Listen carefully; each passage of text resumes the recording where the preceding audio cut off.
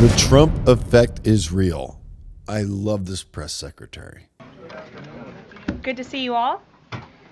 President Trump is in charge and America is back. This week further demonstrated that the Trump effect is real.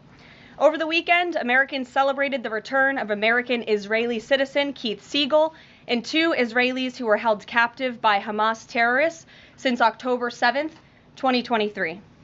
President Trump and his administration worked diligently to secure their release and are committed to freeing all remaining hostages.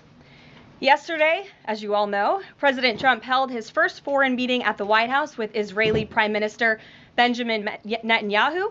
And as the president said, the bonds of friendship and affection between the American and Israeli people have endured for generations and are absolutely unbreakable. The president is committed to eliminating Hamas and securing a lasting peace for the entire region. The historic proposal for the United States to take over Gaza, announced by President Trump last night, underscores this commitment. Insanity is doing the same thing over and over again and expecting different results. President Trump is an outside-of-the-box thinker and a visionary leader who solves problems that many others, especially in this city, claim are unsolvable. We've already seen the results from President Trump's bold peace-through-strength diplomacy on the world stage. In response to President Trump's tariffs this week, both Mexico and Canada took immediate steps to alleviate the illegal alien migration and flow of deadly drugs, particularly fentanyl, into our country. Mexico's President Claudia Sheinbaum agreed to permanently supply 10,000 Mexican soldiers on the U.S. border who will be specifically designated to stopping fentanyl and criminal aliens from pouring into our country. And Canada's Prime Minister Justin Trudeau agreed to appoint a fentanyl czar, list cartels as terrorists, and increase resources to assist the 10,000 frontline personnel at our northern border with Canada.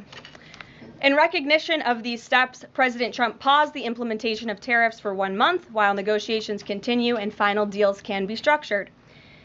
Throughout the transition and during his inaugural address, President Trump made it known that the United States cannot and will not allow the Chinese Communist Party to continue with its effective and growing control over the Panama Canal.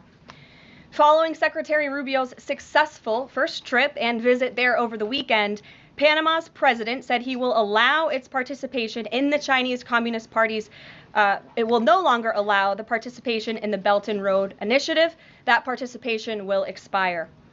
This is significant because Panama was the first Latin American nation to join Belt and Road and now becomes the first to back away from it because of President Trump.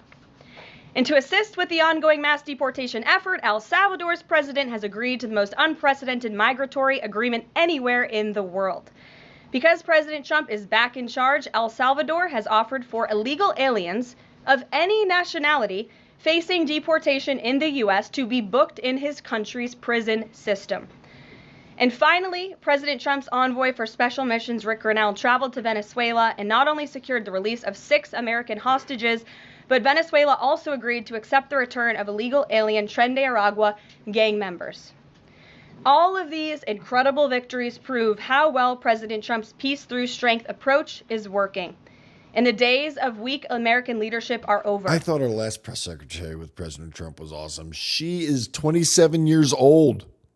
She is amazing. I am so happy. The mainstream media is against the ropes, getting punched. They're down, and she just presents it perfectly. Good job, Mr. President. Another great pick.